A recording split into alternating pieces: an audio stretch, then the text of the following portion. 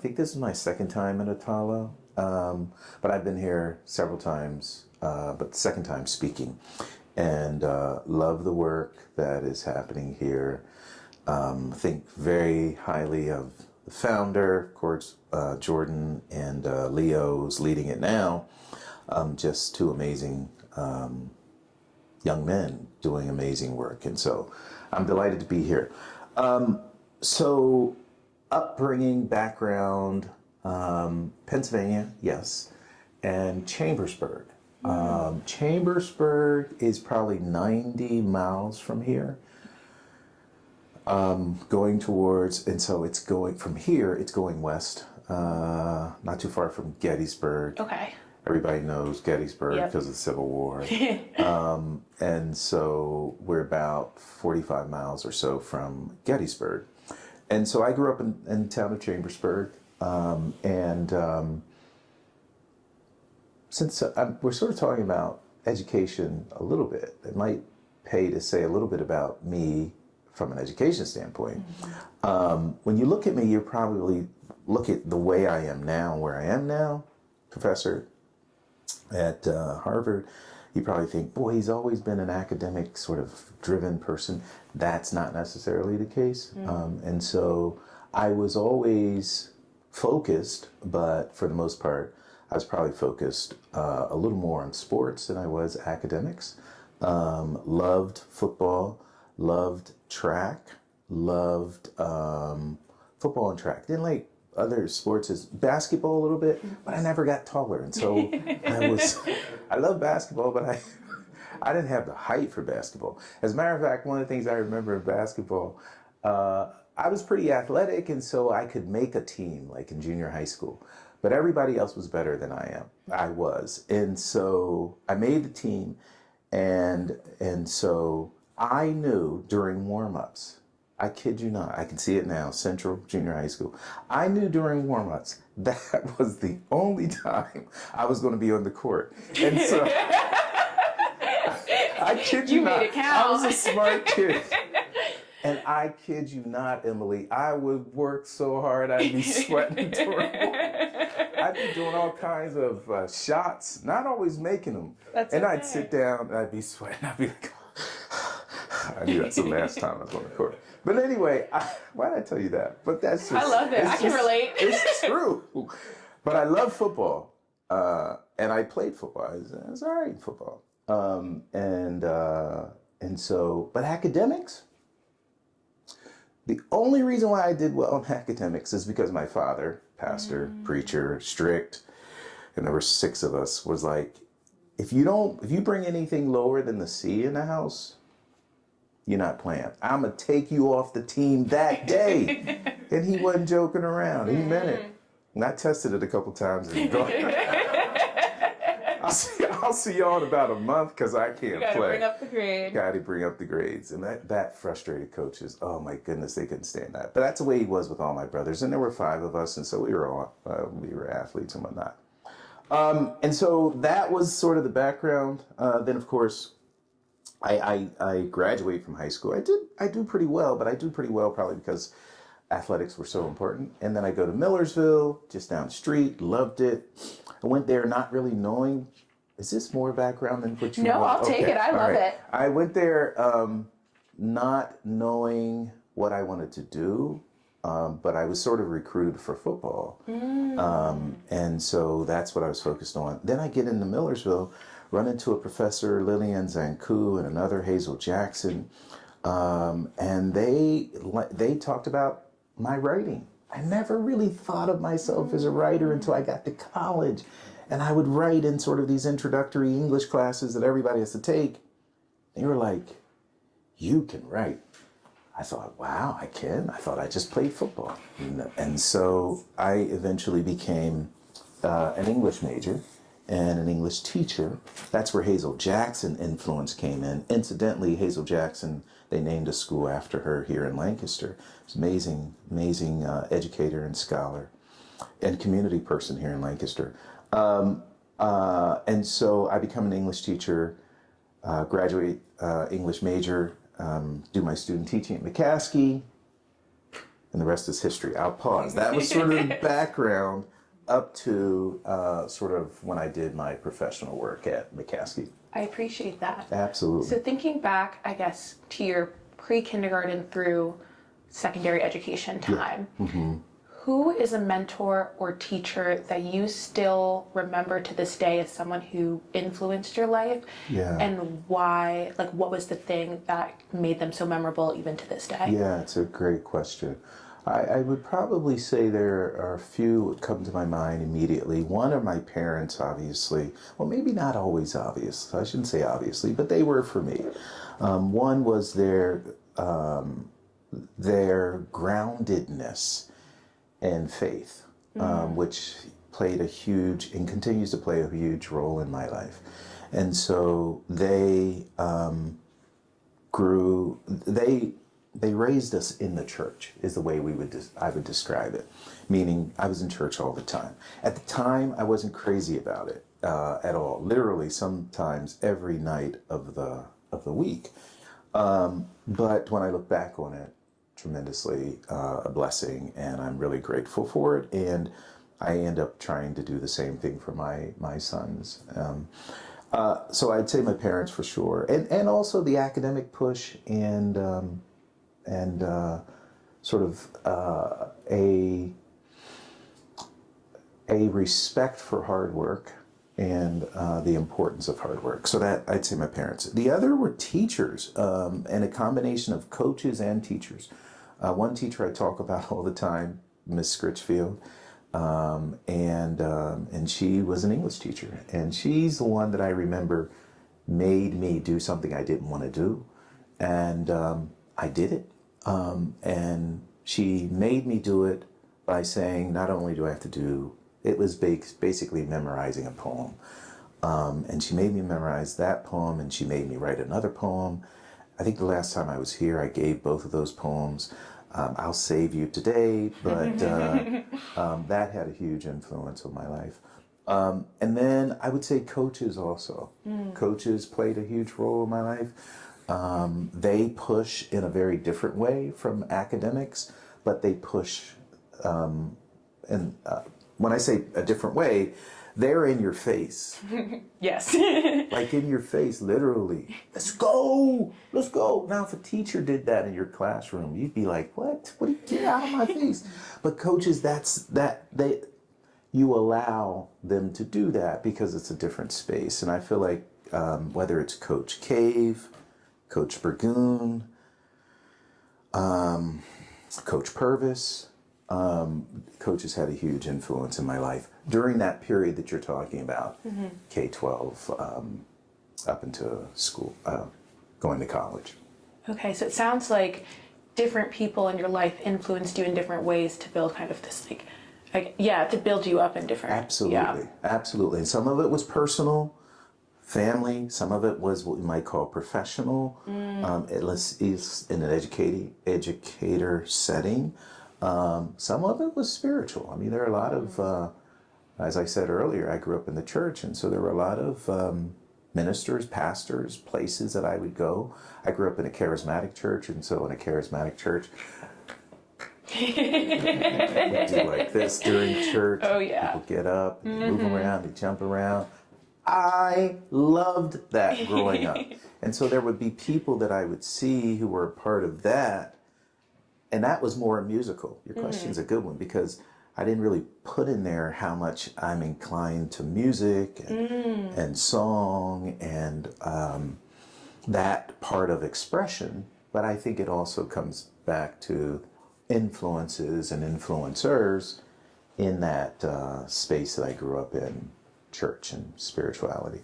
So there were mentors in your life that kind of led you into the direction of education, but you didn't quite realize it until college. I think that's right. I think that's very true. I didn't quite realize it until I got to college, when I probably began to see the importance of academics a lot more. I was never a bad academic student. I just wasn't as strong as I could be. I was, our camera's on. I think so. Okay.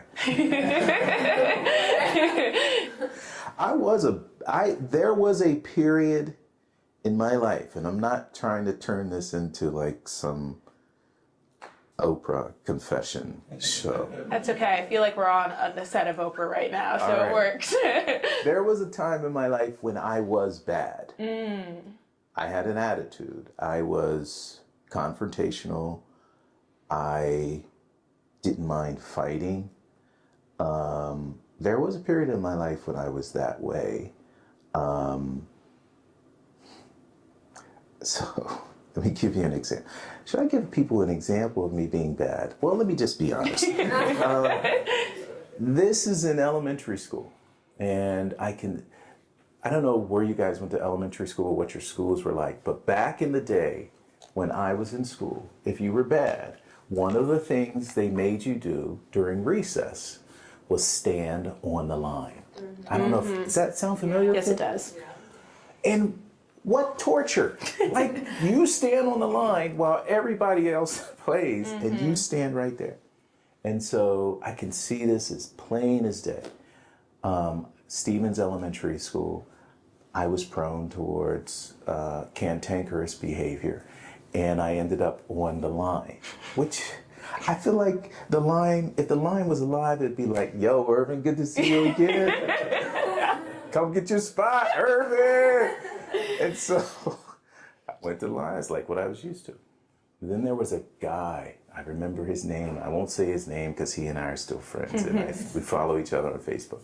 He kept running in front of me.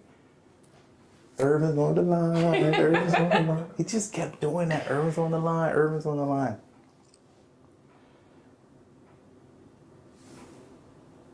I saw a rock. Ooh. I am. Not proud of it. But that was an example of Irvin at a period of his life. I would say, so you're probably thinking, what grade? I'd say it's probably around 4th or 5th grade, where he's a little like really struggling to manage his behavior, despite the fact growing up in a very strict home. Maybe that contributed to it, I'm not sure. But so over time, that kind of behavior landed me in places that by 8th grade, I was like, this is not cool. And so I pivoted, and sports became a way of playing, a way of exhibiting other types of behavior that were positive, but in some ways were aggressive at the same time. And so I don't know if I've ever shared that much. So Emily, you're doing a really good job. Oh, thank you. Hopefully that doesn't come back. So thinking about your time at Millersville, you studied, from what I remember, English and education. Yep. And then you went on to McCaskey for your student teaching. Yes. Now I did do a little research. Very good. And so you went to Temple for a master's in the education realm, and you also went to Harvard. Yeah. What prompted you to take breaks between those degrees and to continue pursuing those degrees? Oh yeah. Well, so Millersville, bachelor's of science in education, teaching English. Teach for, I don't know, 10 maybe 10 years. Okay. And simultaneously ran into, not literally, but met my wife, Keisha, who was going to Franklin and Marshall at the time, math major there. And so I meet her. She makes my heart like, I fall in love with her. We fall in love with each other. And I'm teaching, and we're simultaneously growing as a family. That's for 10 years before I do a master's, right? So to your question, bachelor's, begin working, loving it at McCaskey, get married, starting to have kids, and then start to think about a master's around 10 years after doing my work as an English teacher. And I think there were several things that prompted. So that's what caused the pause. Just enjoying it. Life. I was lifing. And so, but what caused the interest in getting a master's was a combination of desire to lead, leadership, wanting to lead, and actually just wanting to get more in terms of salary and That's real. families growing and have to take care of more kids. And the boys are getting older. They're eating a lot more. I have 3 boys, Irvin, Leon, and Nicholas. And so they're growing. And so it's a combination of things. And always wanting to like better myself, learn, grow. And so that's what prompted the master's. Wanted to be a principal also. So I was a teacher for many years. Now I want to run the school. And you need a master's degree to do that. That's what caused me to go to Temple. Temple used to have... They may still have a program in Harrisburg, and so proximity was a big thing.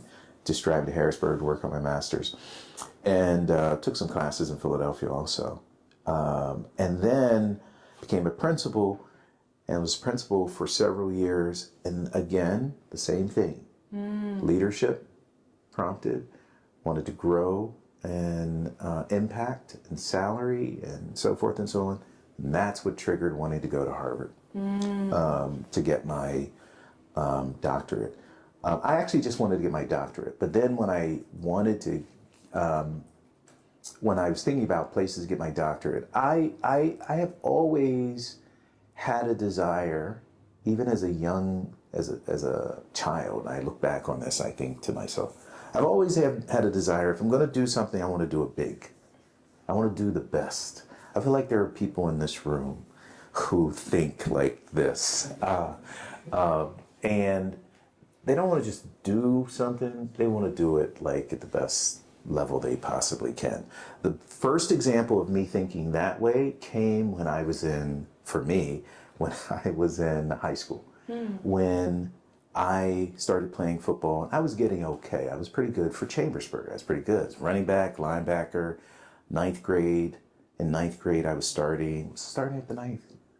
I was at 9th or 10th grade, I was starting for the high school. And so that was pretty like, wow. And so when I saw I was good at football, I immediately had an aspiration to win the Heisman Trophy. I learned about the Heisman Trophy when I was a football player in high school. I'm getting okay in football. And I'm thinking, if I'm getting okay in football, then I can win the Heisman Trophy. I don't know if I told you all this story the last time, but it's true. Did I tell you? No, Okay, can't remember. This is great. Okay. I used to work out doing bleachers, running up and down the bleachers at Chambersburg High School. And on my own, this is not workout for the team. This is Irvin Scott working during the summer. That's the other thing. If I'm going to win the Heisman Trophy, I got to do extra things. And I made up a song about winning the Heisman Trophy. One, which I'm going to sing for you today. Beautiful. Thank you. You're very That was going to be my welcome. follow-up question. You're very welcome. And it goes like this. And you got to imagine me singing it while Jordan's like... Bleacher sprints. You got to imagine me singing it while running up bleachers. This is how it goes. The Heisman, I'm gonna win that trophy one day. Seriously, I kid you not. The Heisman, with the help of God, it's mine. And I would just do bleachers, singing that up and down. I think I was like in 10th grade, 9th or 10th grade at this Heisman Trophy.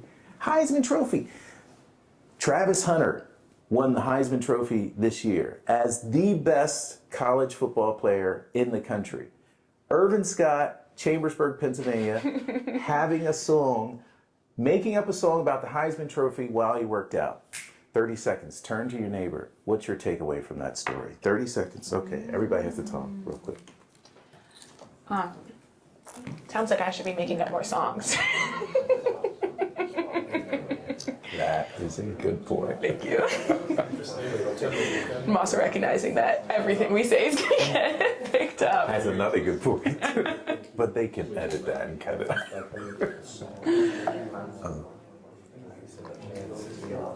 You have some really good questions. You're doing a great job. Thank you. I have a silly question for you next. So. Okay, that's not a problem. I'll bring this in. 10 seconds.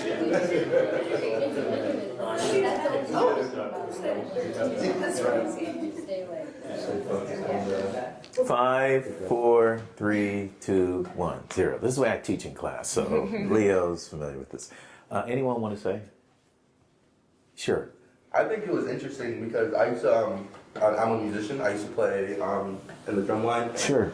In high school, so I'm Pennsylvania too. Beautiful. But on the field when we were marching, when like my line was like messing up or something, I used to yell, "I'm the greatest! I'm the greatest!" And like I don't know, it worked, and then like everybody else started doing it. So I think that's funny. Beautiful. You would yell out in front of everybody, "I'm the greatest." Well, we're in the field, so like you can't really hear my voice. I so, see. like the people marching next to me could hear.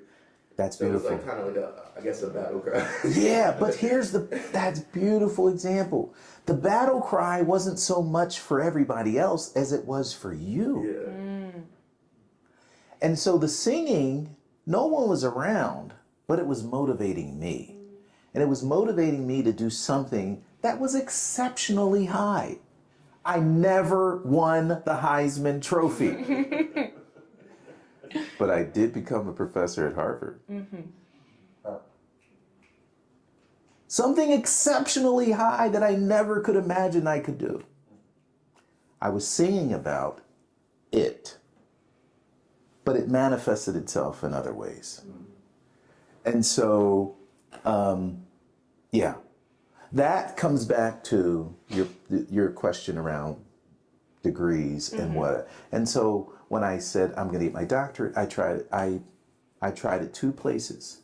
I said I'm applied to 2 places. One was University of Pennsylvania because they had just started a mid-career doctoral program. I got in.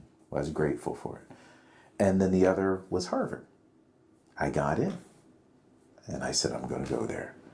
And so this notion of believing in my ability to do great, the ultimate or the best that I possibly can with, I would say, the help of God and the help of Keisha and so many different people was always an aspiration. Great question. Thank you. Thank you.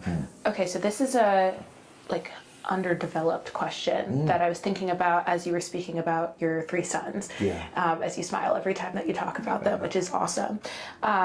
So a little bit about me. I'm originally from northern New Jersey. My mom is a professor as well with a doctorate in education. Beautiful.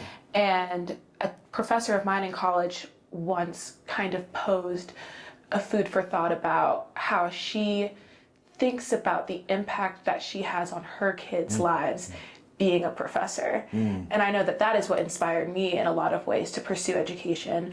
And so I'm curious, what have you noticed about your passions and their influence on your sons? Because my understanding is they are in different career fields. Yeah, no, it's really, I've never been asked that question.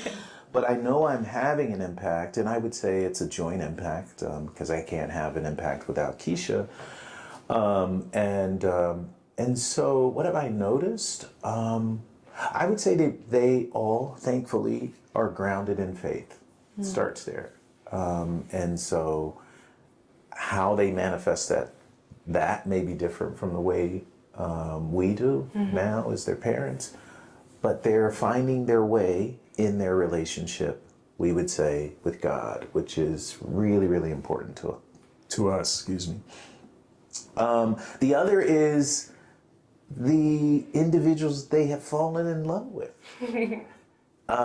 That's another thing we wanted to model, the importance of relationship with not only your creator, but relationship with someone who we believe was put on earth for you.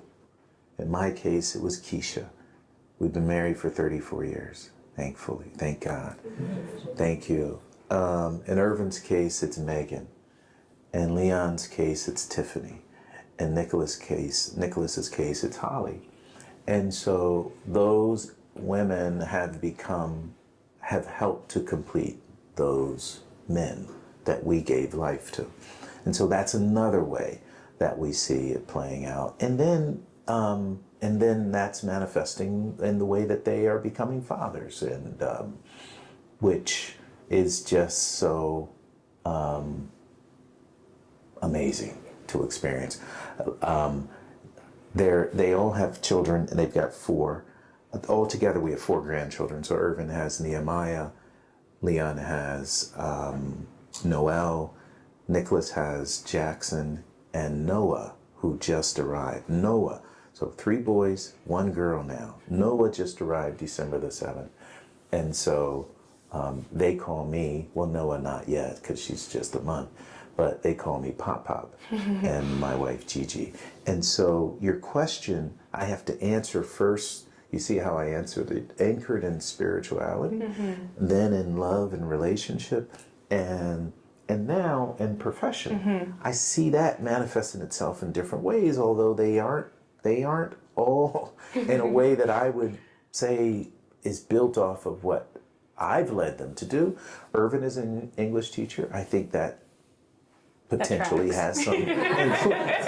That tracks. High school English teacher in Atlanta, big high school in Atlanta, doing a great job. Leon is an engineer, computer engineer, math, science. That's probably more from his mother. She's a math teacher. And then Nicholas plays for the Panthers, and so Carolina Panthers, and has been in the NFL, is going into his 7th year. And so that tracks, sort of, although not at the level that I played. Like He elevated it. He elevated it. And so he didn't win the Heisman either. That's okay. But he did win the Super Bowl. There you go. And so your point is well taken in that, and this is an important lesson in life. You never know how your influence will play out. It rarely plays out exactly the way you imagined it. But if you look back, there are usually tentacles and threads that are aligned to what was a part of you ultimately manifests itself. And so that's why it's important to manifest good, because the same is true if you're manifesting not good. You see tentacles of that playing out in your life through children and through relationships and through work. Thank you. So thinking about your work and I guess just like the ecosystem of the different relationships that different organizations have. So Attollo, we're a community-based organization, a CBO, and in your pre-K through 12 ecosystem framework, it's really helpful to understand the influence that CBOs play in the school district, right? Yeah.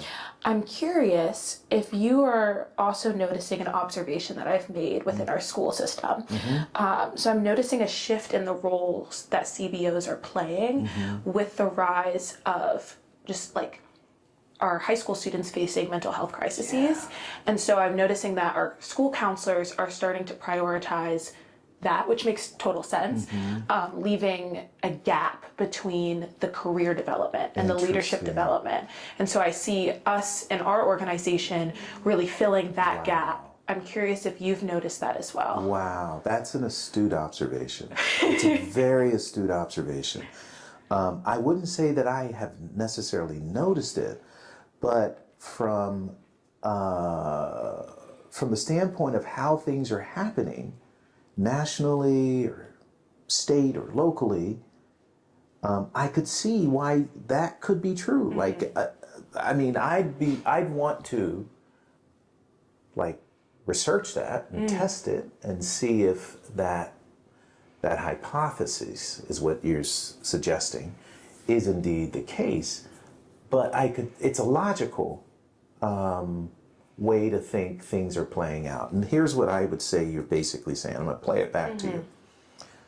There is a rise in social and emotional strain and challenges on the part of students. Check. There's evidence to that, right? COVID just accelerated it. But there are many reasons why that people talk about social media and the role of the phone and the ubiquity of the phone being in students, particularly adolescents' hands all the time, and it's not always positive. That's check. There's evidence to that. What you're saying is which is really, really, now I'm very curious to see to what degree someone has looked at this. What you're saying is because of that rise in focus on social emotional needs of adolescents in particular, but children in general, guidance counselors in particular may have had to pivot their focus to those issues more. There are thousands and thousands and thousands of guidance counselors in our schools serving 50 million kids across the country. And if the social and emotional needs of kids have grown, someone's got to address them. And I'm going to tell you right now, teachers would say, that can't be our job. You hired us to teach them the algebra or teach them Shakespeare. We can't focus on the social emotional needs of kids. They would probably also say, we can't ignore it, but we can't focus there. I got to make sure that they pass the test. As an administrator, I would say, you were exactly right. That's not your focus. Guidance counselor there. But who's helping them get into college? Guidance counselor, that used to be their major responsibility and role. And someone said, well, maybe social workers or psychologists. The challenge there is there are not that many in a school district. There just are not that many. School districts are moving to hire more, but there are not as many as guidance counselors. All of this to say, Emily, I think your observation is a strong observation, which then perhaps argues for more organizations like yours, like Attollo and others, to step in and play that role. So I guess that kind of builds into a follow-up question following this, food for thought. Yeah. If that is the case, and our CBO organization or our community-based organizations need to step up and play more of a role, does that change your ecosystem and the structure of your framework? Well, I would say that part of the ecosystem probably will expands, right? If you were to look at the framework itself, I can like vision the different ovals and the star on the you're side. exactly right. You're exactly right. If you were to envision the framework, it actually proportionately, I try to proportionately represent how large I think that framework, that part of the ecosystem is, and its influence. That makes sense. And so certain parts of the framework are smaller. Yes. Like foundations are smaller because they don't have as much influence necessarily. And so I would say yes, to a certain extent, if a part of the framework, if a part of the ecosystem begins to grow, then that does not only change the way I think about it physically within the structure, but it probably also changes the way individuals who are in school districts and other parts of the framework should be thinking about community-based organizations. Like, I don't know if this is the case, this is an assumption, but I think you guys, Attollo, is a pretty prominent organization for the school district of Lancaster, but also for surrounding school districts. And that's because of the leadership of your organization and the good work that you guys are doing and the fact that you're actually you're getting results. You're placing kids in great schools. And so, yeah, it might augment it a little bit. Well, if you do pursue that research, let me know. You sound like you're very interested in it. And I think your question is, your observation about guidance counselors and their shifting role and responsibility is a very, very good observation. It's worth somebody pursuing. Thank you. Yeah, absolutely. I also want to make sure that there is time for questions from my colleagues and our lovely student who's with us today. So I guess one of the last questions I'll leave you with is, how do you define success in the work that you do? Well, that's a good question. A lot of great questions, Emily. Success in the work that I do, well, let's put this in categories. Spiritual, personal, professional. Spiritual, because it's important. And for me, it has an impact on all of those.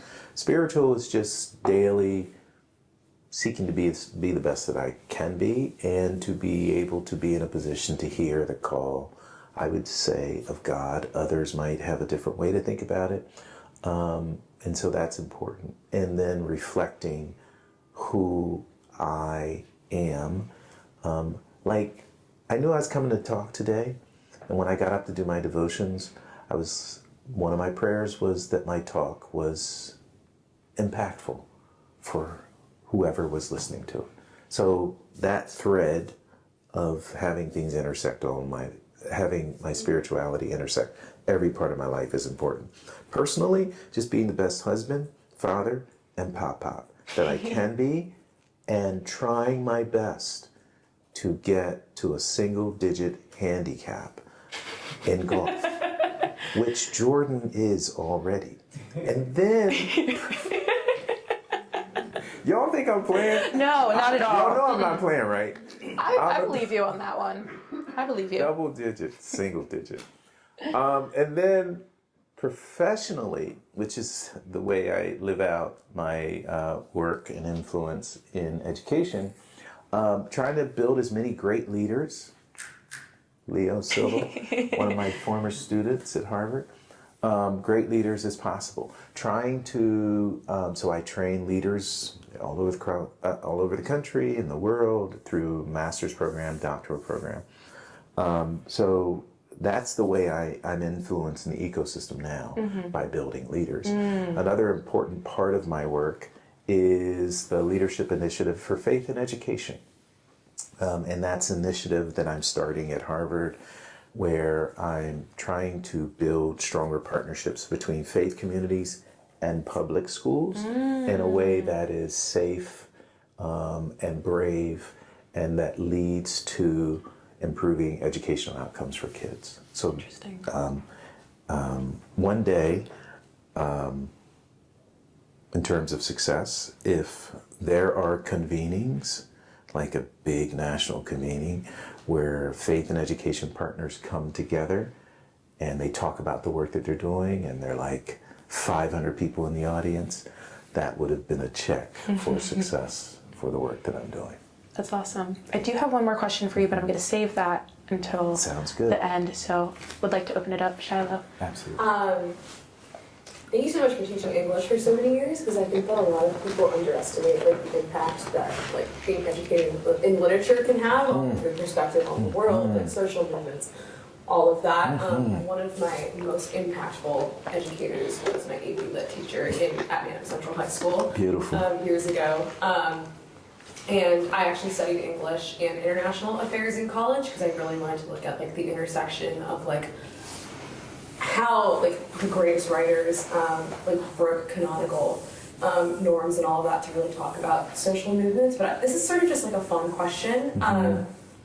When you envision where we're going as a society and all of that, what are some of the most important texts that you recommend to teaching to high school students, but also just in college? What are your non-negotiable literary greats that you think have an impact on people? I'm just always curious, because I had a professor at Lafayette who taught Shakespeare, and he was African American, and the way he taught Shakespeare was he was able to uncover Shakespeare's commentary on race and racial issues in England in the early 1600s, and that was so fascinating to our class, especially because that course was during COVID. George Floyd had just been killed. The racial tensions in the country were really, really high. So just having those conversations was so insightful. I'm just curious. Oh, that's a great question, but it does put me on the spot. But it's a wonderful question. First of all, I would say I would encourage, before I get to specific writers, I would encourage different genres, different types of literature, right? And so poetry, I think, is very important. We just lost Nikki Giovanni, an amazing poet, African-American poet. most recently teaching at Virginia Tech. I taught her at McCaskey. And so I think poetry is tremendously important, and I love poets, Nikki Giovanni, African American poets. I love Langston Hughes, Countee Cullen, Harlem Renaissance poetry. But I love sort of the traditional poets in the American canon also, like Robert Frost and Emily Dickinson and others. I tend to, when I taught more traditional literature. And so that particular genre is important. In terms of, you mentioned Shakespeare. Love Shakespeare. I think Shakespeare should be on every high school student's radar and teacher's radar to teach. But so should Angela Lansbury's Raisin in the Sun, and other individuals like that.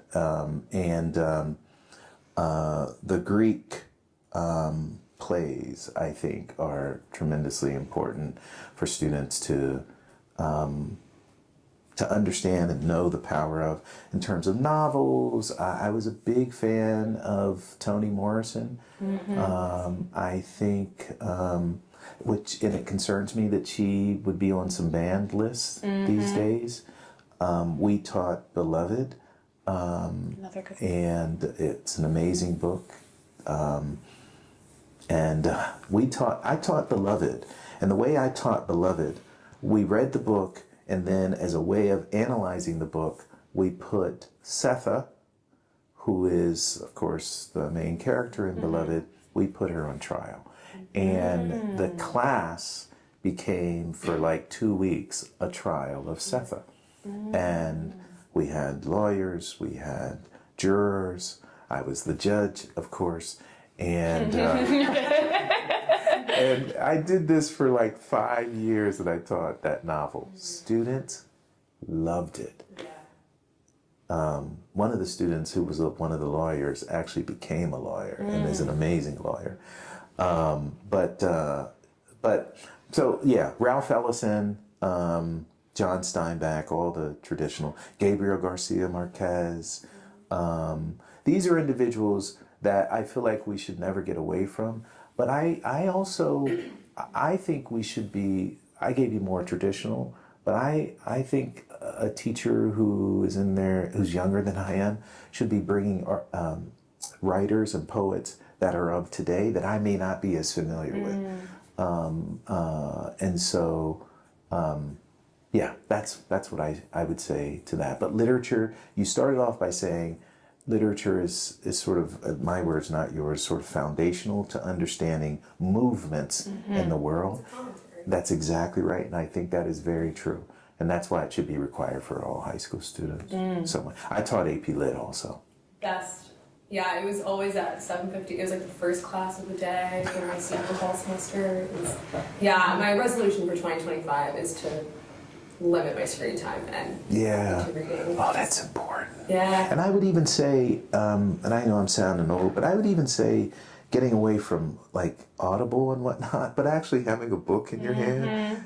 It's a way of slowing things down a bit. So we'll see if that actually happens. So, good question. Thank you. I think we have time for one more from the audience. Yes. If you don't mind, I'd love to hear kind of like I know it can be a very broad topic, but a little bit on education, sabbatical love, and kind of your concept around that and how you look at that. Yeah, thank you. Thank you for asking. Yeah, I gave that speech at, I was honored last commencement 2024 to be the faculty speaker. And so that's a great honor at the Ed School. Radical love was a term that came to me as I was preparing to give the speech.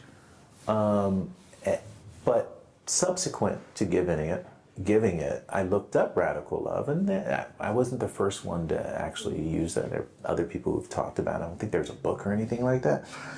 But my idea of radical love, I would say in some ways it was prompted by the challenges, the strife on university campuses.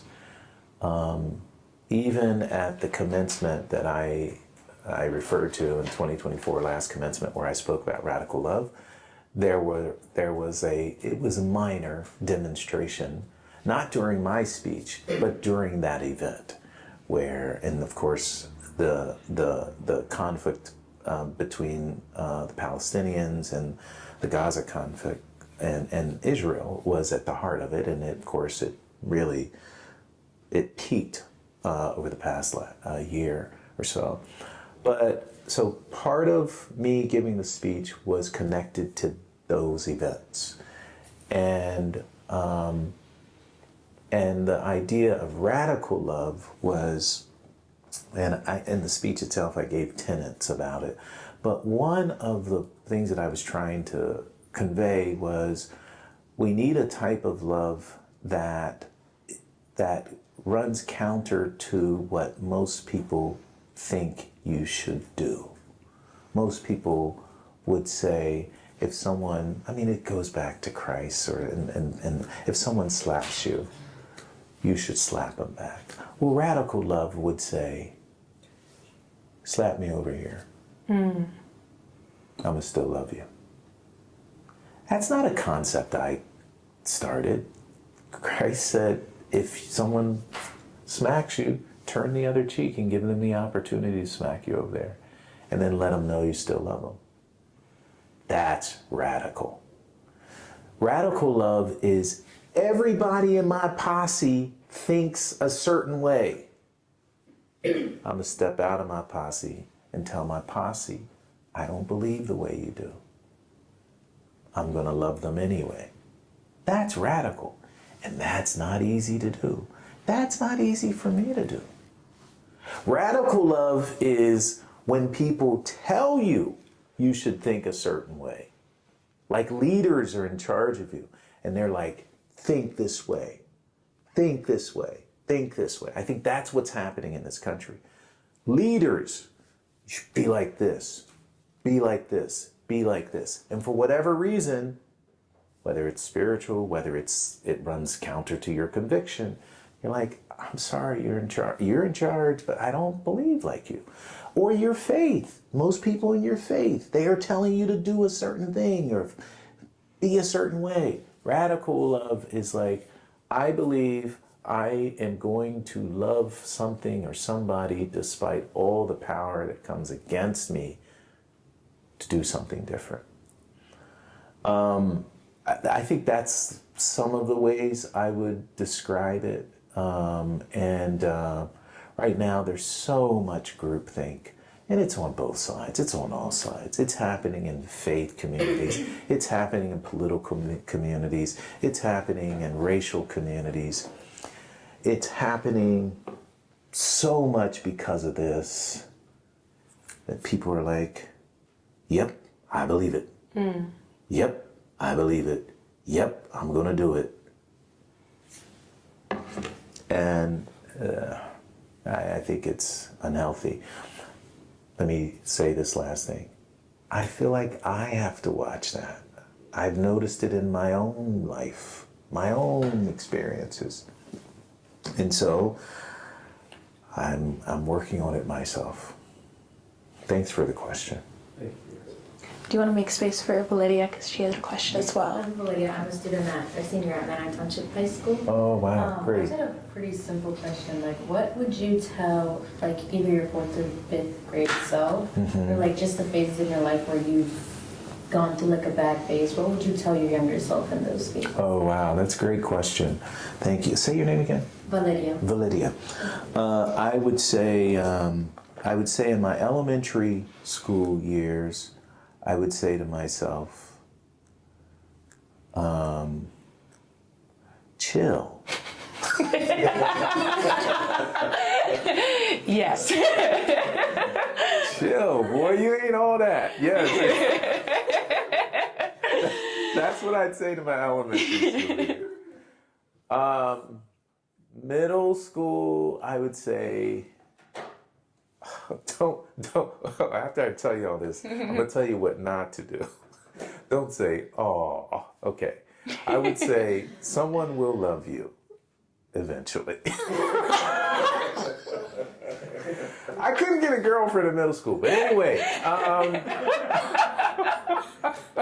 And none of you said, "Oh, thank you." I appreciate. High school. Keep working for the Heisman. Keep working for the Heisman. That's what I would say to myself. College.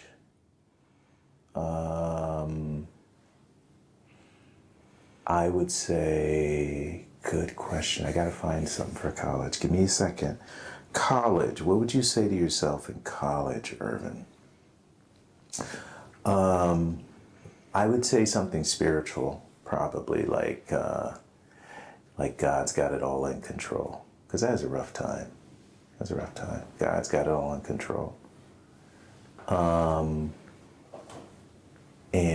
Yeah. So those were the years that you gave. And what about young professionals? Yeah. In the workforce. In the workforce now, I would say prioritize.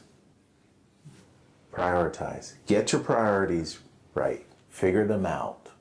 I don't know what you're going to prioritize, but I'd say get them as soon as possible and then try to organize your life around them. For me, I created them early. I'd say in my mid-20s. And it went like this, and you can already hear what they are. It was Irvin and God, Irvin, God, and Keisha, Irvin, God, Keisha, and his sons, Irvin, God, Keisha, and his sons, and his profession. Profession was way over here. And sometimes when I would look at my life and things were a little wobbly and crazy, and like, oh my goodness, and issues and stuff, it's because I had moved things around. I was like acting like my job was more important than my kids, or I was acting like my kids were more important than my wife. And when you do that kind of stuff, you're going to see life go like this. If you have priorities. Now, if you don't, and you're like, okay, I'm just whatever happens. 5 years from now, you're going to be like, what was I trying to do? What did I say? Who did I want to be? But once you set the priorities, then that gives you a sense of when you're off. And you're more likely to accomplish the goals that you set out to accomplish when you follow that. Well, that was actually my question. Yes, if you could give one piece of advice to your younger self. So I'm very glad that you asked it instead of me. So I guess I'll just close out by saying thank you so much, Dr. Scott.